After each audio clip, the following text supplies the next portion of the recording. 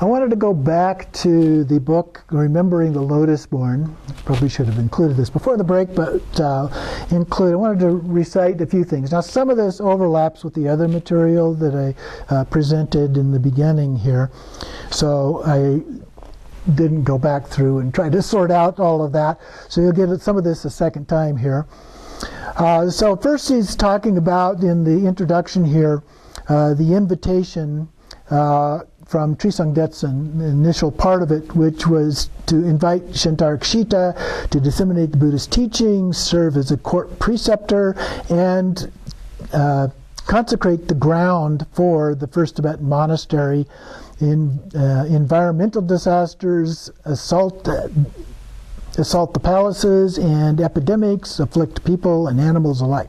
So these are the things that are going on when King Trisang Detsen decided to build the monastery. Now here it sounds like after they started building it, he invited him to come, or he invited him to come for a slightly different purpose. And so it's not real clear. It's a little bit different than what we see in other stories. Not a lot, but a little bit. And so these things go on, and they're having problems building the temple, and so he basically gets kicked out and goes back to Nepal. And then those things subside a little bit, and King Trisang Detsen compels Shantarakshita to return again, but the abbot admits that the abilities required through his exoteric Buddhist practice lack the firepower to challenge those who they had provoked.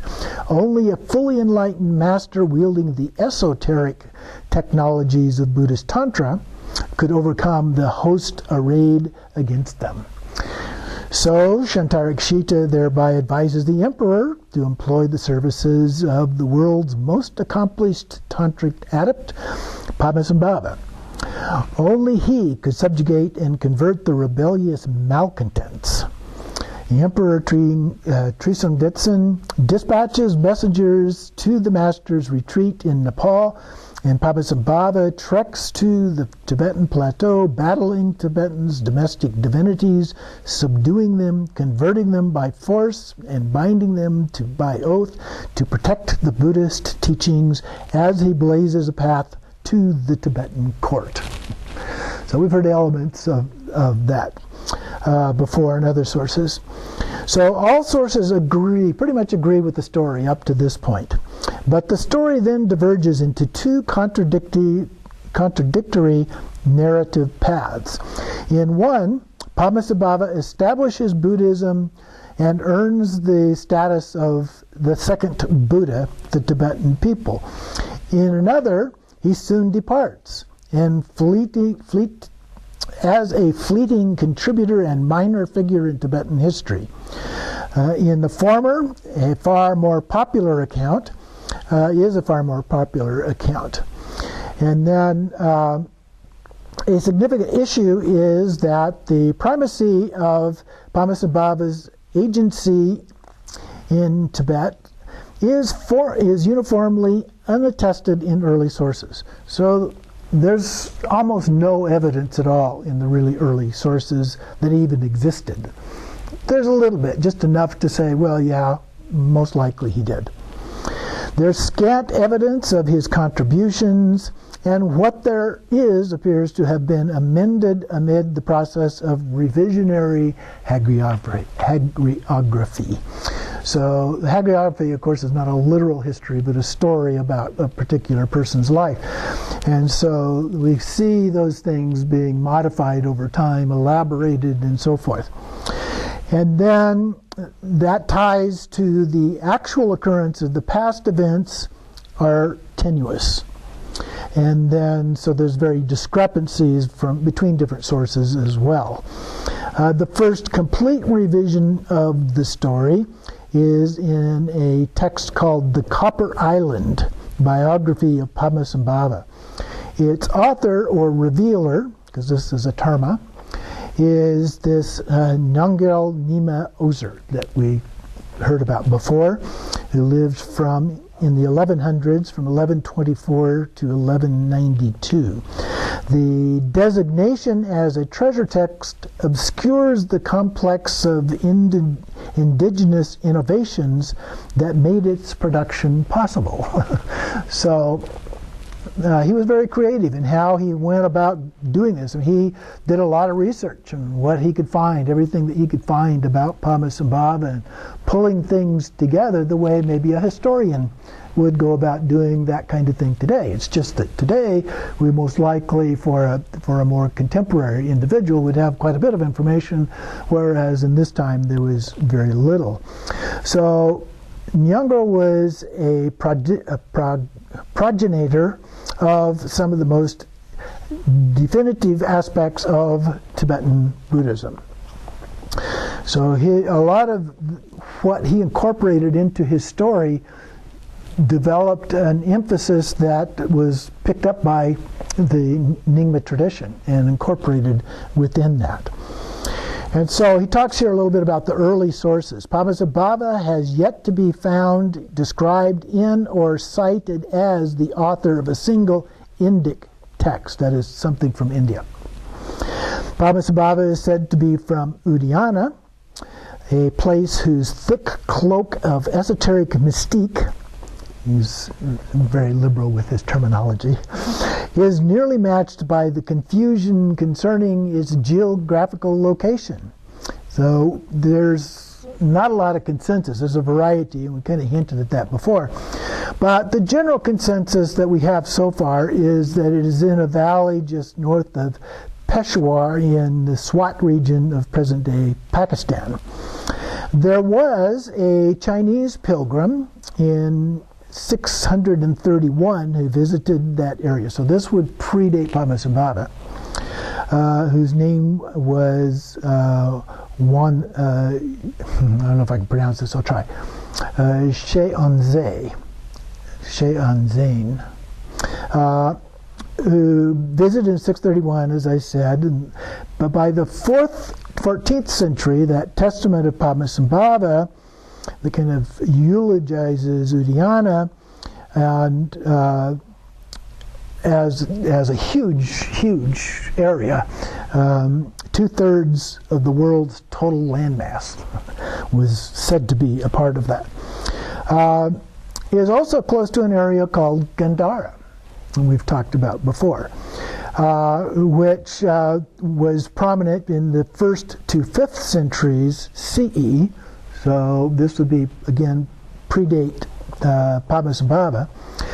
And also various people were coming into the Gandhara region. There was a lot of trade going through there. The Silk Road, for example, several different versions of the Silk Road went through that area.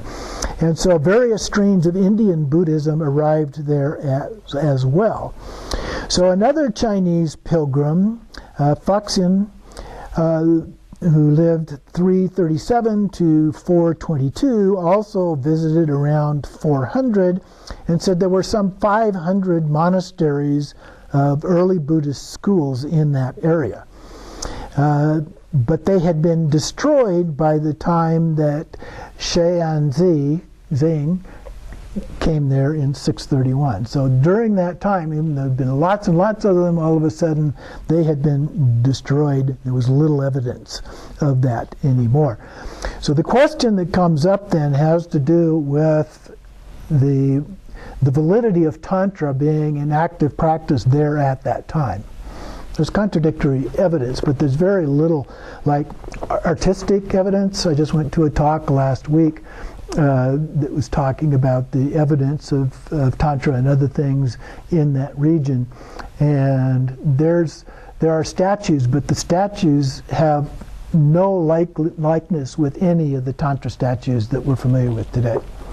Anyway, going on, the people of the region were devoted to Mahayana as a part of that. That was their main focus. The institutional Buddhism was in decline well before the 8th century. Kashmir was a hotbed. Kashmir is not that far away from there either. a hotbed of tantric innovation, relatively close. Scriptures have not always survived, even for well-established tantric sects. So it is certainly possible that the Buddhist Tantra persisted in Swat throughout this period. So what he's saying is that a lot of these have not survived in one form or another, just like in India. Although the region there, northern Pakistan, is dry, high elevation, other characteristics that make survival of those things more likely. And in Gandhara, the texts that have been being found there were also generally found in pots and buried in those pots as reliquaries. And so that also would help preserve those kind of documents. Nevertheless, whether Padmasambhava originated from Udayana or elsewhere, he traveled to Greater India and engaged in efflorescence of Tantric Buddhism in the 8th century. So he could have, Nepal gets real much closer to eastern part of India, where some other people think was maybe Udayana in terms of location. Again, we don't know for sure, but that is a possibility at least.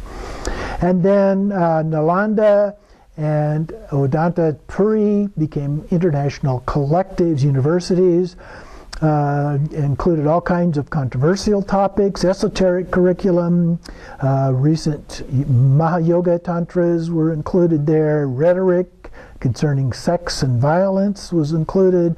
So Padmasambhava lore presents him as treading the path of the cities as a tantrika rather than as a scholar at a university in some way.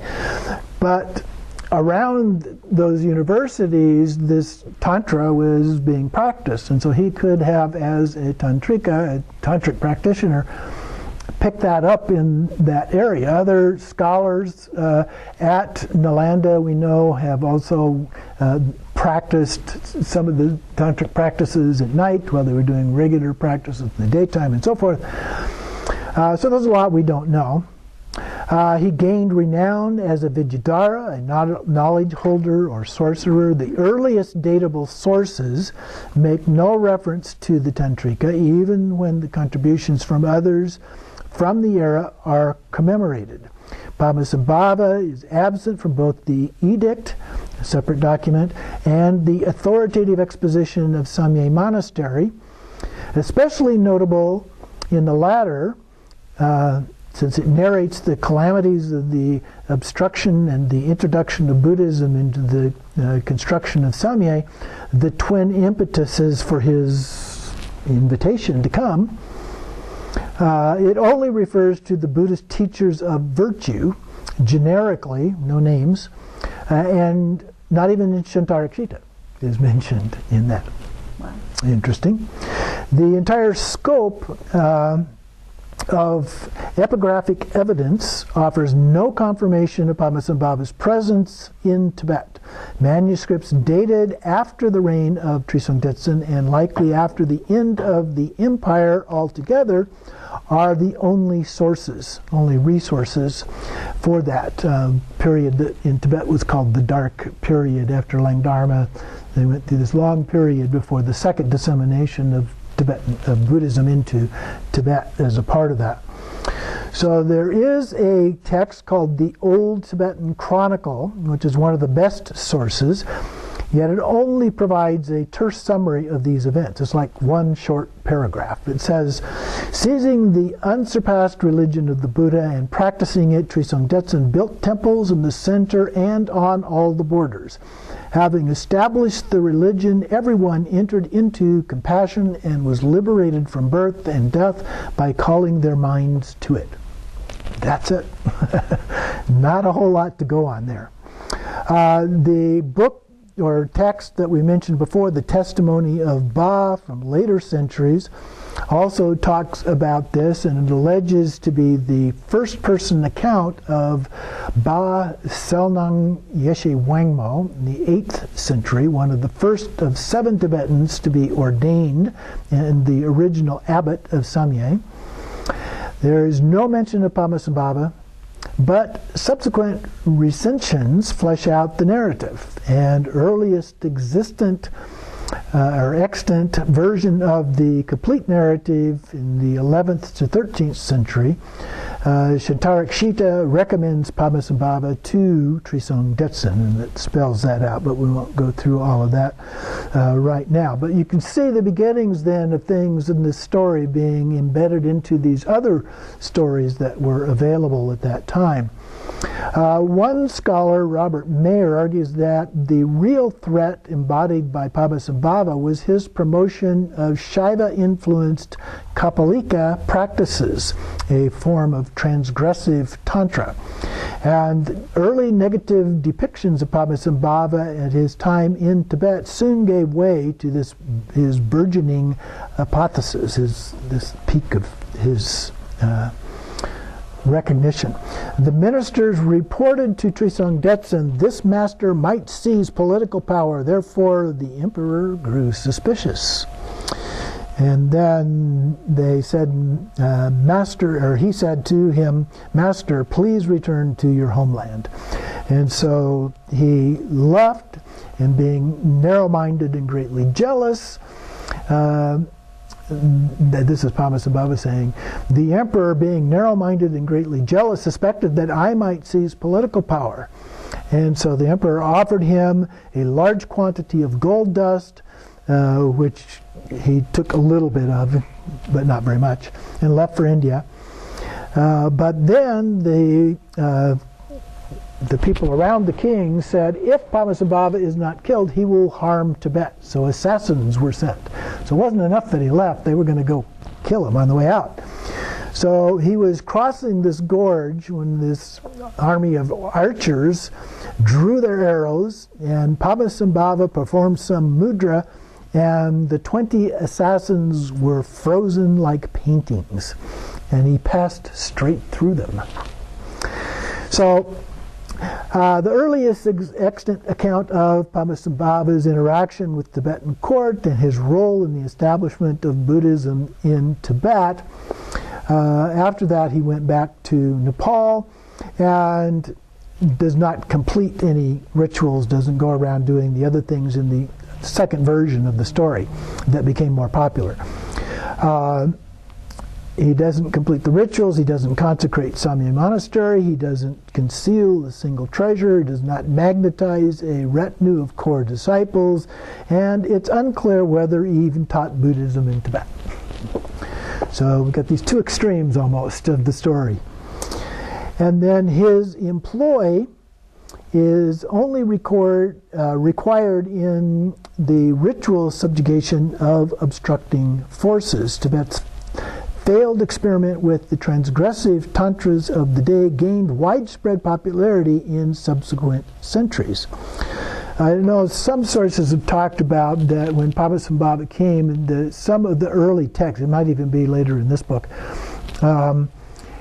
were found to have elements of Mahayana and of Mahatantra or Mahayoga type practices, which would be generation type, stage type practices, and not the more elaborate forms of Tantra that we're familiar with today. Padmasambhava is cast only as a tangential figure in the testimony of Ba, and the author seems to promote his own role as the ordained protagonist. Perhaps Padmasambhava was reciprocally diminished. Okay, so the author of that text, this testimony of Ba, may have had his own agenda in trying to diminish the role of Padmasambhava as a part of that. So not a single early source corroborates his seminal role. And then several early references to Padmasambhava remain scattered among manuscripts recovered near Dunhuang. Unlike the Testament of Ba, they preserve numerous precedents for the character traits that then became evident in later centuries. The middle of the 10th century, the early 11th century is sourced from archetypal archetypal, probably, ancestors, or earlier materials. All mentions of Padmasambhava prior to Nyanggarel are useful for tracing his hypothesis from the minor historical personage to enlightened font of the most esoteric instructions. The testimony of Ba represents a later exemplar. Dunhuang fragments preserve no mention of Padmasambhava. However, a late 10th century Dunhuang manuscript details his mastery, transmission of a practice called, it's Vajrakalaya in Nepal, near Parping. Parping is real close to Kathmandu, up in the hills. And so this preserves several features that would come to define Padmasambhava throughout the later hagiographical literature, with an affinity for the practice of Vajrakalaya. Another potentially early resource is among the very few non-treasure texts explicitly ascribed to him, an esoteric instruction, the Garland of Views. Its attribution to Padmasambhava seems somewhat viable, although it may simply reflect the spread of his mythology and the teachings associated with him. And then just a little more here. The Garland of Views presents an early elucidation of the Great Perfection. And it's associated with Guhya Garbha Tantra. It talks about Samye and Kathmandu. The Garland of Views and its attribution to Padmasambhava is cited in The Lamp for the Eye of Concentration by Nup Sangye Yeshe, the mid-9th to 10th centuries. And then, if this can be indeed attributed to its purported author, then it is possible that the source text and its attribution to Padmasambhava originated not long after his stay in Tibet. So there are a few things that show some degree of validity. It's just that we don't know a great deal about that. So some of the things probably got filled in, but that doesn't mean that we should just ignore the influence of him in Tibet. So he does go through, talk about a couple of other early sources. There is a remarkable degree of harmonization or consistency among the threads of his biography, many of which persisted for Nyanggyal to gather under a single title. So that's what I was referring to earlier, that he collected all of these things and then put them together in a book form. So we know and we don't know. But the tradition, from my naive little view, is that doesn't matter too much. Okay? It's a practice. And if the practice is something that can be beneficial to us and help, the historical evidence really doesn't matter. It could be complete fiction, but if it was really helpful, I think that is what is important. As a scholar, I have to question those kind of things, but as a practitioner, I do it the way that it's described and presented. Okay, so now let's take a look at the practice, the main practice of Rigpa Guru Yoga, the first one of the four in this set of four roots here. And so I'm going to use a little different text here. What I want to do is, as we go through this, I want to talk about it in the context of the meaning of some of these things. First, to just make sure that we're clear about those. So we have Rigpa Guru Padmakyalpo. So that, of course, is Padmasambhava. And Rigpa means pure awareness or potentiality. Some people translate it that way. And the first verse altogether is the refuge in bodhicitta section, even though it's not marked off as something that you repeat multiple times. And then another thing to pay attention to, now remember, it's called Rigpa Guru Yoga. And so when we talk about doing deity practice, and this is a form of deity practice, even though Guru Yoga is usually separated out from deity yoga practices, it is different than a typical Nundro version. This one is different than a typical Nundro version that we might look at or practice. There's no visualization, for example. Typically we would do visualization, we would recite the mantra, and then we would rest in the natural state for meditation and then reemerge from that. But this has no visualization, as it mentions directly in here a little bit later on.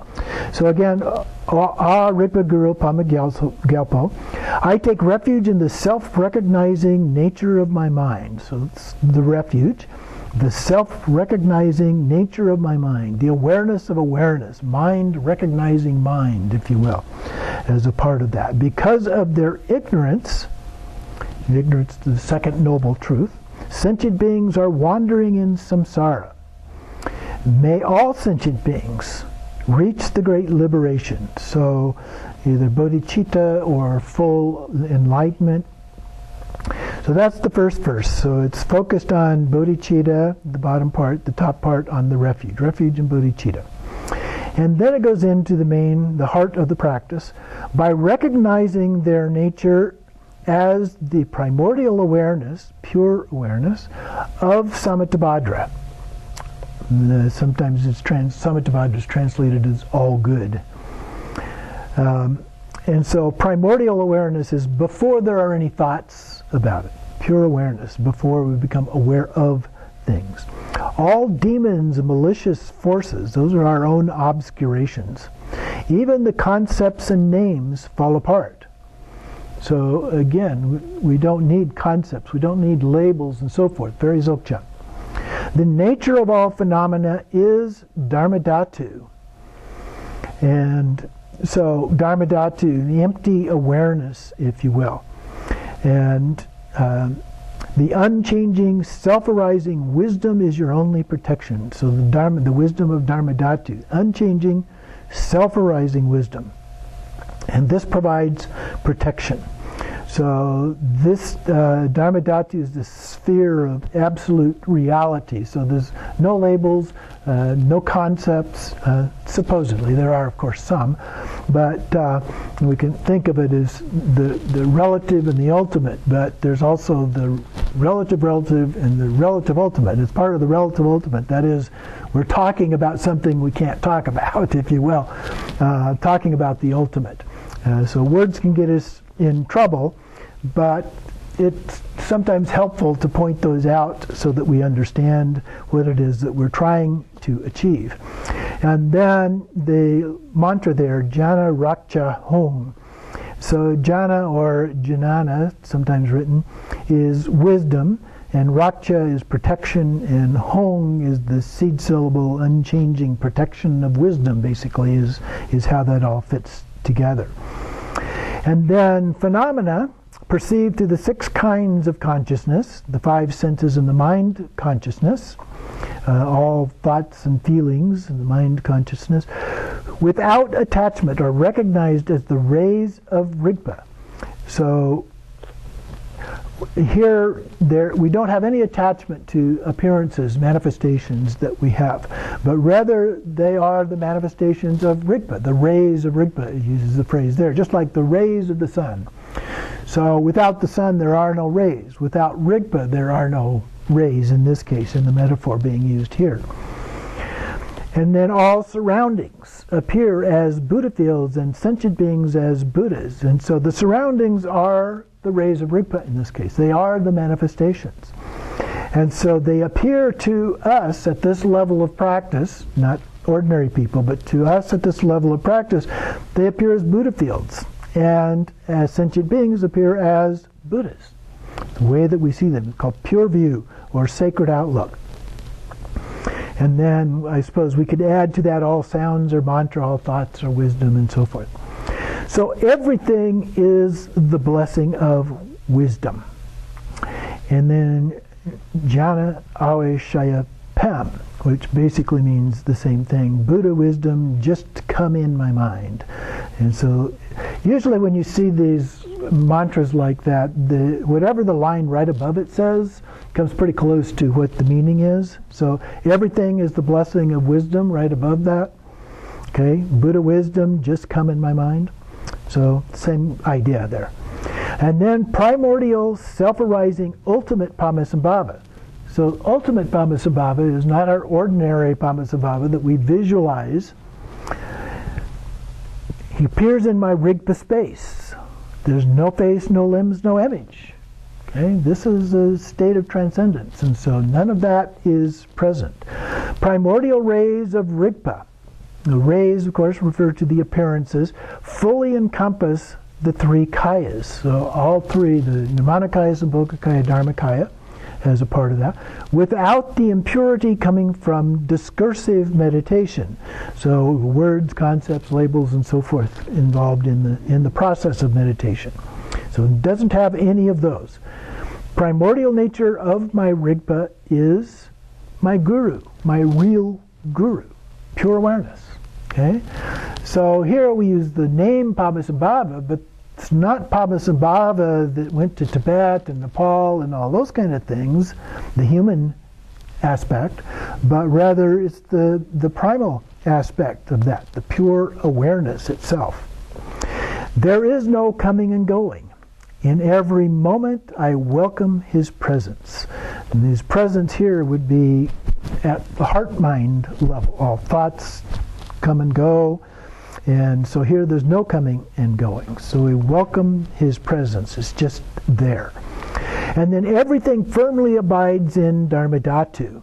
So ultimately everything firmly abides. It's unchanging in Dharmadhatu, empty awareness, or the sphere of absolute reality. And then at the top of the next page, I prostrate to the understanding of the real nature that eliminates ignorance. And so we have, you may have a different version where the things are in different place here, but the text reads, I prostrate to the understanding of the real nature that eliminates ignorance. So the real nature that eliminates ignorance is Rigpa, without any thoughts. And then I offer recognition of the Buddha nature in objects of the 6 kinds of consciousness.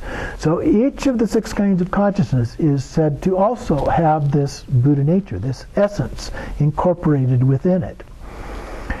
And then I praise the nature of the Vajra 3 kayas of body, speech, and mind. And so that's the 3 kayas. The Nirmanakaya is the body kaya, and the Sambhogakaya is the speech kaya, and Dharmakaya is the mind kaya. In the great unchanging Dharmadhatu, there's that word again, this empty awareness. All moral ethics, the rules about how to behave and not behave, are encompassed in the pure guru mind. So in effect there are no rules. It's just there. There's no words, there's no concepts, so there are no, put it in quotes, rules per se as a part of that. So we know naturally what to do when we're at this level, and we follow that rather than trying to say you can do this, can't do that, and so forth. So I recognize this deepest empty nature of all sounds and speech. This empty nature is Rippa. And then in all my activity, the things that I do, I'm getting up off the cushion, I recognize its Dharmadhatu nature and recite the mantra. Now in this case we're not getting up off the cushion yet, but we're recognizing this as an activity. It's an activity of speech. We're reciting this mantra. Om Ahung Benzaguru Pema Siddhi Hong. So we've looked at this before. Om Ahung refers to the body, speech, and mind of the guru, in this case Padmasambhava. Benza or Vajra is the diamond or indestructible, so it cannot be destroyed. And then, so it's indestructible. The teacher is the guru. The Peme or Padma is the lotus, the pure nature that grows out of the mud. And then the siddhi means accomplishments, or in some cases powers. And then Hung at the end this way is usually an invocation. So please come and help us with these things. And then we recite that however many times that we can. Usually we do 1 mala of these in our ordinary practices, but you can do more of those, or if you don't have time, you can do fewer of those. And then we have the dedication: with all the good virtue I have accumulated in samsara and nirvana. So all the merit and wisdom that we've accumulated through doing practices, doing good deeds, all of those kind of things, I pray that discursive thought, ordinary kinds of thoughts of all sentient beings, would be eliminated. So we don't want that any longer. So we want to get beyond all those ideas, labels, and concepts, and beyond ignorance. That they would achieve the ultimate liberation, enlightenment, or full awakening, and obtain the rainbow body just like Rigpa Guru Padmasambhava. So we're saying here, as we dedicate this, that all beings, we want all beings to attain that level of full, complete enlightenment or awakening, just like Rigpa Guru Padmasambhava. So then it says here at the end, then on a strong request of Lama Rigzen Do Not Gato, that this mind terma was received, so this is a mind terma, was received from Nupchen Sangha Yeshe in the great palace of Magyal Romre Mountain in the west, and written down by Padmasambhava for the benefit of all sentient beings. And so then we would, after attaining this, we could go to the copper-colored mountain, the Pure Land or Buddha field of Padmasambhava, and a part of that. And then if we needed any further development, we could do that at that point, and then be able to either come back directly as a bodhisattva to help other beings, or we could manifest in the Buddha form and help other beings from that perspective. So that gives a short overview of the text of this. But it's important to be aware of this in the context of the Dzogchen. There's no visualization as a part of it. It talks over and over again about not using words, not having a visualization, and so forth as a part of it. So when we talked about Rigpa Guru Yoga, or not Rigpa Guru Yoga, but the Dzogchen view, and applying it to Deity Yoga previously, we were talking about those kind of things. And at the time, I mentioned that there were two approaches that can be used to applying Dzogchen to Deity Yoga practices. One of those is like this, where the text is actually written in a Dzogchen form. And so all of the language that's embodied in that becomes very familiar to anyone who is familiar with Dzogchen. And so you can read through it and do it from that point of view. Now ideally, as it even says here in the early part of the text, we're not paying attention so much to the words or the meaning of the words. We're in the state of Rigpa. Now in actuality, we can be both of those at the same time, one taste. So it's not either or, but we want to maintain that. Some might even say it's like a flow, a sense of being in a place as you go through the process of reciting these things without becoming bogged down by the language itself, and just going through that. So that's one of the ways that you can do it. Well, that's actually both of the ways. In the first case, it's having a text that's written with that purpose in mind. And then the second case is going through it, which can also be applied to the first case, of maintaining that view of Dzogchen, which is the view of Rigpa, as you go about doing other things.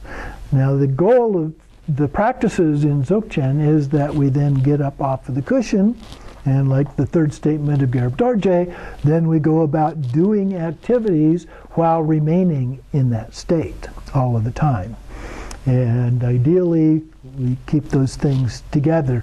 We never lose the view of Dzogchen or the Rigpa as we go about doing those things. So that's an overview for this week.